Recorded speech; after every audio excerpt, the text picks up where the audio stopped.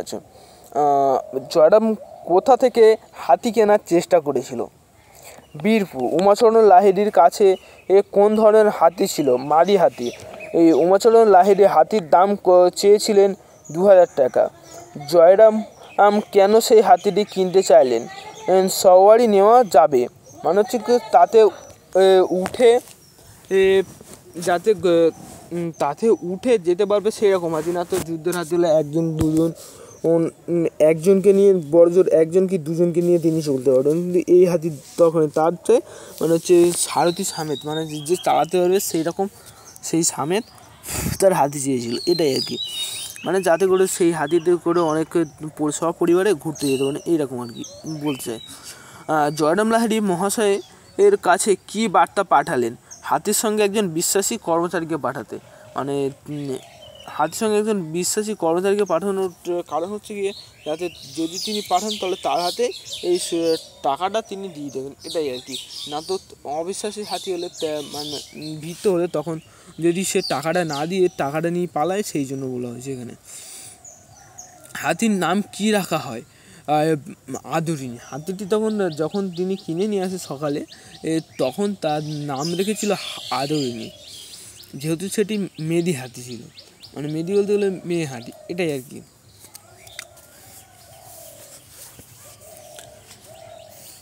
হাতি আসার পর গ্রামে কেমন প্রতিক্রিয়া হয়? বাচ্চারা ভিড় করে দেখতে আসে। গ্রামের কয়েকজন বালক হাতিকে কী বলে উপহাস করেছিল? গোদা পায়ে নাতি। বড়বধূ কী নিয়ে হাতির সামনে এলেন?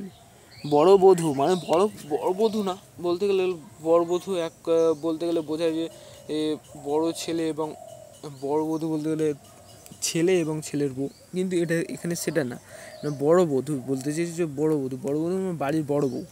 ও কী নিয়ে হাতির সামনে এলো? একটা ঘটিতে জল। আদরিনী জল ঢালার পর কী করলো? ও জানু পেতে বসে পড়লো, মানে হচ্ছে হাঁটু কেটে বসে পড়লো, এটা কি। যখন তার 4টে পায়ে জল দেওয়া হয়, দেওয়ার পরে বড় বৌমা যখন বাড়ির বড় বউ যখন জল দেয়, তখন সে হাঁটু কেটে বসে পড়েছিল।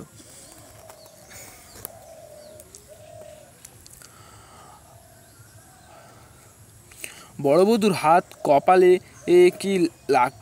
হাতির কপালে কি লাগালেন?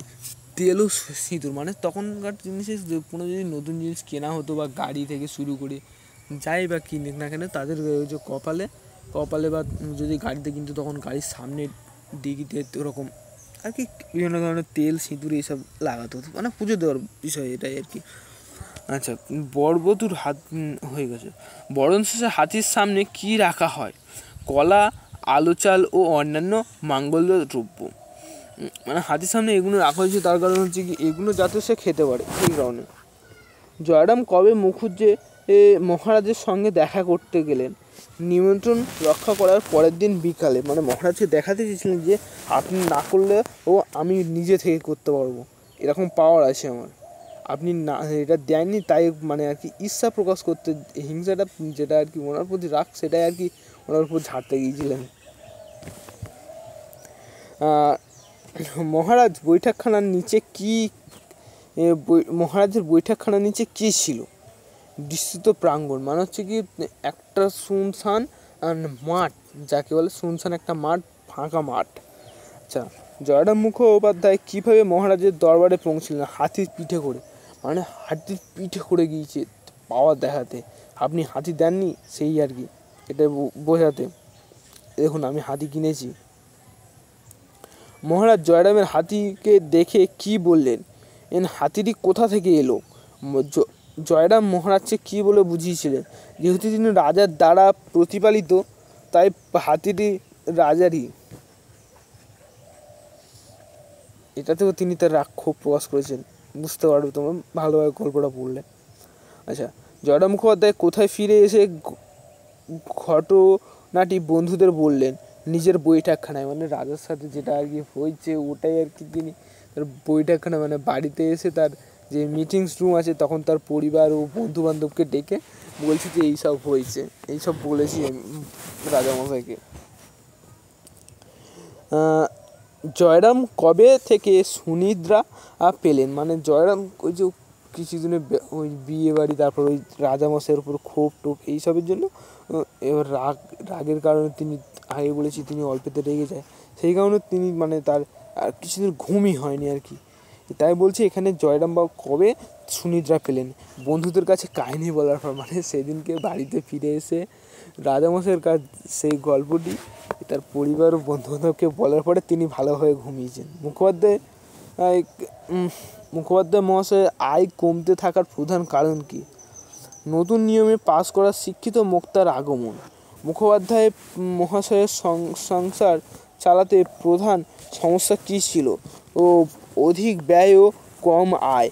মুখোপাধ্যায় মহাশয়ের কনিষ্ঠ পুত্র কোথায় পড়াশোনা করছিল? কলকাতা। নতুন প্রজন্মের মোক্তারের সঙ্গে মুখোপাধ্যায় মহাশয়ের মূল পার্থক্য কী?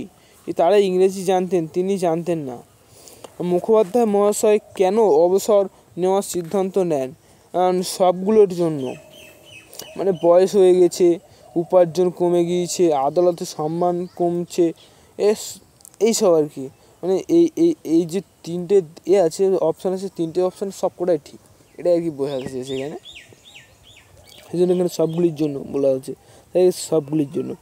আচ্ছা, সবগুলি কারণ এবার পরের প্রশ্ন, কাকে মোক্তার হিসেবে নিযুক্ত করেছিলেন? জয়রাম মুখোপাধ্যায় মহাশয়কে। কাকে মোক্তার হিসেবে নিযুক্ত, নতুন এগুলোকে এটা কে করেছিল এটা আমি জানি না, এটা পরে কথা বলবো। আদালতে মুখোপাধ্যায় মহাশয়কে কে অনুবাদ করতে সাহায্য করতেন? জুনিয়র মোক্তার, মানে তার সাথে একটি অ্যাসিস্ট্যান্ট থাকতো, যেমন এখন হয়েছে ডাক্তারের সাথে ডাক্তারের কম্পাউন্ডার থাকে, এই সব আর কি। যেমন একটা উকিলের 3-4 করে অ্যাসিস্ট্যান্ট থাকে, যার থেকে তারা জুনিয়র আর উকিল বলা হয় তাদেরকে, তারা জুনিয়র, কিন্তু যে সিনিয়র সে হচ্ছে অরিজিনাল উকিল, ঠিক আছে। এবার পরেরটা, কোন ঘটনার পর মুখোপাধ্যায় মহাশয় আদালতে আর যাননি? এক হত্যা মামলায় জয়রামের মুক্তি পাওয়ার পর। মনে হচ্ছে তিনি একটি খুনি, মানে যে হত্যা করেছে তিনি জয়রাম মুখোপাধ্যায়ের কাছে আসেন এবং বলেন যে তিনি নির্দোষ এবং তার হয়ে মামলা লড়তে, ঠিক আছে, যে এবং তিনি লড়েনও, কিন্তু লড়ার পরে তিনি জানতে পারেন এবং কেসটা তিনি জিতেও যান, কিন্তু লড়ার পরে তিনি জানতে পারেন যে তিনি একটি খুনিকে সাহায্য করেছেন, সেই কারণে তিনি আর যান না। পরের প্রশ্ন, মুখোপাধ্যায় মহাশয়কে কি বিক্রি করার জন্য বিজ্ঞাপন লিখতে চান? হাতি। জজ সাহেব মুখোপাধ্যায় মহাশয়কে কি বলে প্রশংসা করেছিল? তিনি একজন ভালো উকিল। মুখোপাধ্যায় মহাশয়ের কোন অভাব ছিল? ও ইংরেজি শিক্ষার। মুখোপাধ্যায় মহাশয় তার সংসার চালানোর জন্য কি করতেন? সুদের টাকা চালাতেন। নতুন মোক্তারের কেমন পোশাক পরতো? মোক্তারেরা কেমন পোশাক পরতো? সামলা মাথায় দিত।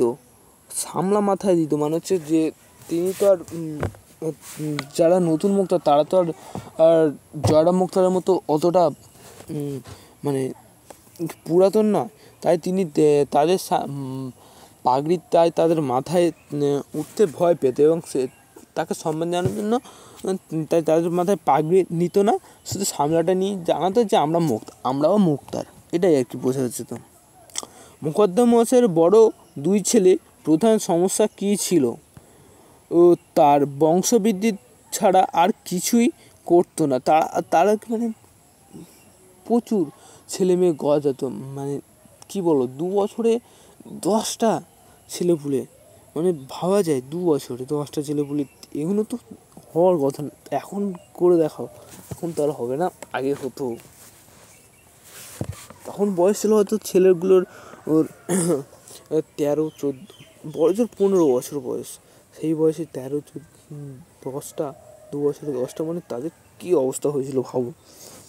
আচ্ছা, জজ সাহেবের কথা শুনে মুখোপাধ্যায় মহাশয় কী প্রতিক্রিয়া দিয়েছিলেন? তার চোখ দিয়ে জল এসেছিল, মানে জজ যখন তিনি ওই খুনির বিষয়ে লড়েন তখন তিনি নিজে মানে ওই অ্যাসিস্ট্যান্টের সাহায্য ছাড়াই তিনি নিজে থেকে এমনভাবে বক্তৃতা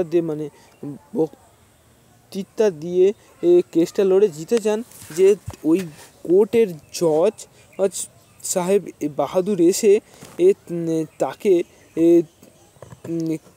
কথা শুনে মুগ্ধ হয়ে যায় এবং জজ সাহেব তাকে এই কথা বলাতে যে তিনি কে তখন যে এতদিন তার কেরিয়ারে এত ভালো মুক্তারি কেউ করেনি। এটা শোনার পরে জয়রাম মুখার্জির চোখ দিয়ে জল এসেছিল। আচ্ছা, মুখোপাধ্যায় মহাশয় আদালতে তার বক্তব্য কীভাবে শেষ করেন? জজ সাহেব বাহাদুর ও এসএসা মহোদয়গণ বলে,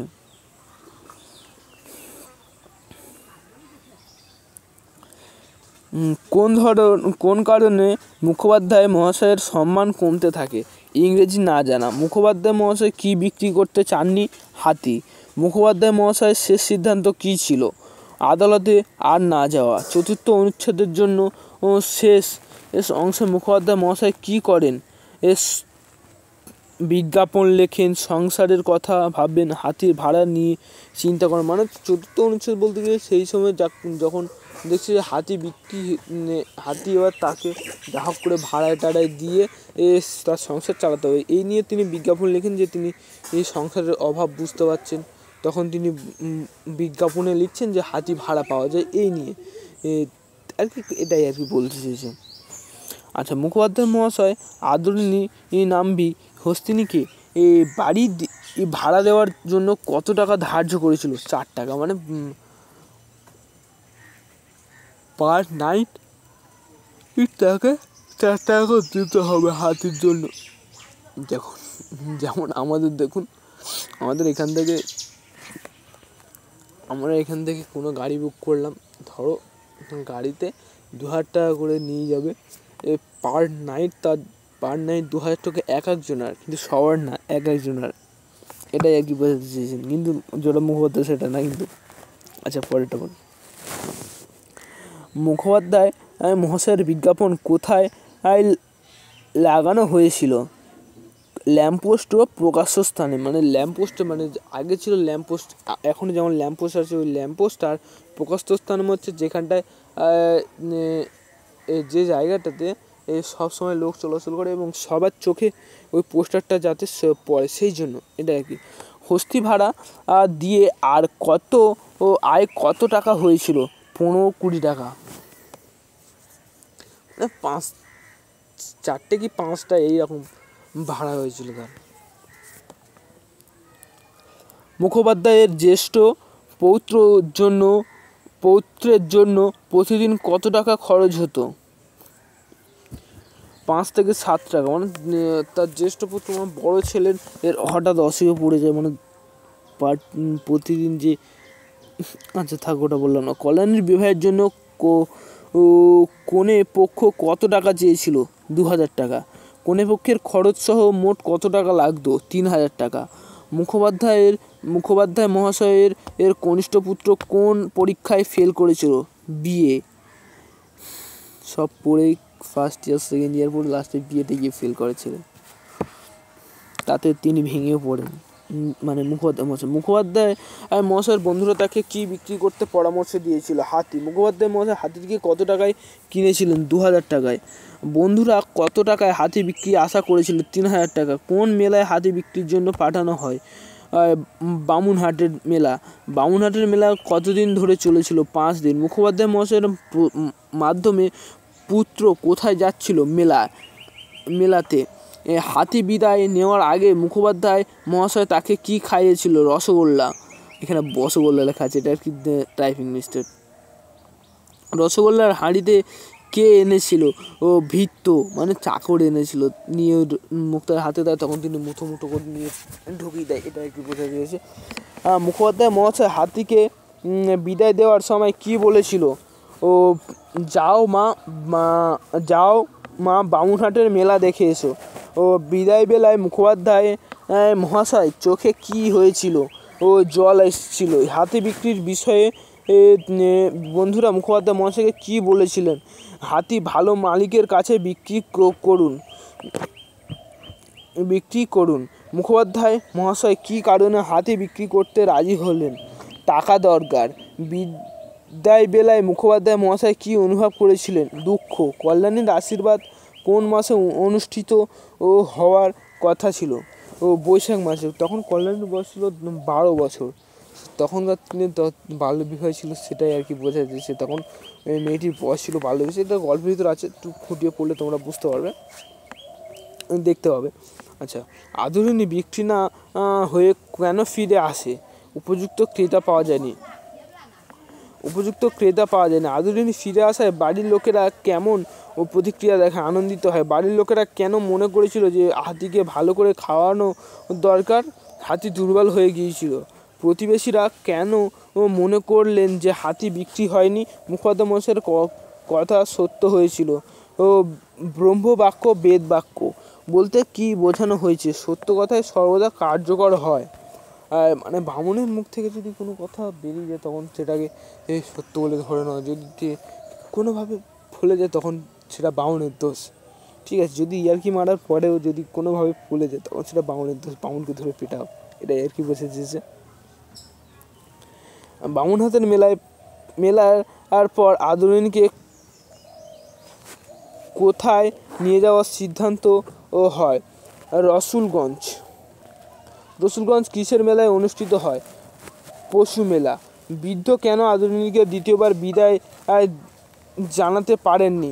তিনি কষ্ট পেয়েছিলেন। কল্যাণী কি দেখে বুঝতে পারেন যে হাতি কাঁদছিল? তার চোখ দিয়ে জল পড়ছিল। মুখোপাধ্যায় কল্যাণীর কথায় প্রতিক্রিয়া দেখান? দুঃখ পান। বৃদ্ধ মুখোপাধ্যায় কি বুঝতে পারেন? হাতি জানে যে সে আর ফিরে আসবে না। বৃদ্ধ কেন হাতিকে অনাদর করেননি? তিনি কষ্টে ছিলেন। বৃদ্ধ আদরিনীর কাছে কি প্রতিজ্ঞা করেন? তিনি হাতিকে দেখতে যাবেন। বৃদ্ধ মুখোপাধ্যায় আদরিনীর জন্য কি নিয়ে যাবেন বলে ভাবলেন? সন্দেশ ও রসগোল্লা। বৃদ্ধ কেন হাতিকে সঙ্গে দেখা করতে পারেননি? তিনি অভিমান করেছিলেন। বৃদ্ধ মুখোপাধ্যায় কদিন পর্যন্ত হাতিকে মনে রাখার প্রতিজ্ঞা করেন? যতদিন তিনি বেঁচে থাকবেন। তুই মানে কোন অভিমান করিস নে মা, মনে কোনো। এখানে মা শব্দটি কাকে বোঝানো হয়েছে? আদরিনী মানে হাতিকে। বৃদ্ধ শেষ পর্যন্ত কি স্বীকার করে নেন? তিনি আদরিনীকে ভুলতে পারবেন না। বৃদ্ধ শেষ কথাগুলোতে কি ধরনের আবেগ প্রকাশ পায়? রাগ, ভালোবাসা ও বেদনা।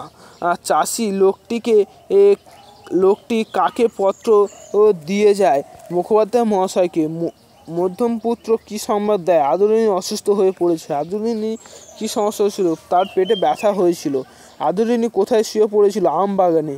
অসুস্থ হওয়ার পর আদরিনী কি করছিল? ছটফট করছিল।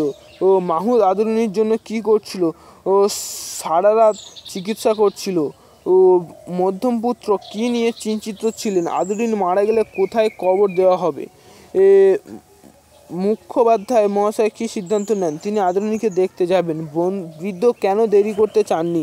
তিনি চাননি আদরিনী তাকে না দেখে মারা যাক। বৃদ্ধ কিভাবে যাত্রার প্রস্তুতি নিলেন? ঘোড়ার গাড়ির ব্যবস্থা করলেন। বৃদ্ধের সঙ্গে কে রওনা হন? জ্যেষ্ঠ পুত্র মানে বড় ছেলে। পথ দেখানোর জন্য কার সাহায্য নেওয়া হয়? এক চাষির। বৃদ্ধ যাত্রার আগে কি খান? দুধ। বৃদ্ধ গন্তব্যে পৌঁছে কি দেখলেন? আদরিনী মারা গেছে। বৃদ্ধ কীভাবে প্রতিক্রিয়া দেখান? তিনি কাঁদতে থাকেন। বৃদ্ধ আদরিনীকে কিসের কাছে মুখ রাখেন? সুরের কাছে। বৃদ্ধ কী ভাবেন? আদরিনী অভিমান করে মারা গেছে। বৃদ্ধ আদরিনীকে কীভাবে সম্বোধন করেন? প্রিয় মা। বৃদ্ধ মুখোপাধ্যায় কতদিন বেঁচে ছিলেন? আদরিনীর মৃত্যুর পর 2 মাস, মাত্র 2 মাস বেঁচে ছিল, তারপর বাঁচেননি। বৃদ্ধের মৃত্যু কি প্রতীক করে? ভালোবাসা ও বিচ্ছেদজনিত দুঃখ। তো গাইস, এই পর্যন্ত আমি আমার এই যে আদরিনী গল্পটি শেষ করলাম। ঠিক আছে, এটিতে এই প্রবন্ধে লেখা আধুনিক গল্পের এটা থেকে বোঝে যে পশু ভালোবাসে, পশুকে ভালোবাসলে তাকে যদি হঠাৎ করে তার কোনো শরীর খারাপ তখন বাড়ির লোকেরও সমস্যা হয়। তো যদি তোমাদের এটা ভালো লেগে থাকে কি আরও যদি কিছু কোনো গল্প বা কোনো প্রশ্ন থাকে তাহলে তোমরা আমাকে কমেন্ট বক্সে জানিও। আর যদি আরও এরকম প্রশ্ন উত্তর যদি জানতে চাও তাহলে তোমরা আমাকে কমেন্ট বক্সে লেখো এবং আমার ইউটিউব চ্যানেলটি সাবস্ক্রাইব করে দাও। লাইক কমেন্ট সাবস্ক্রাইব তোমাদের ইচ্ছা, আমি জোর করবো না তোমাদেরকে। এবং বেল যে বেল বাটনটা আছে ওটা অন্তত একবার অল করে দিও, ঠিক আছে? টাটা।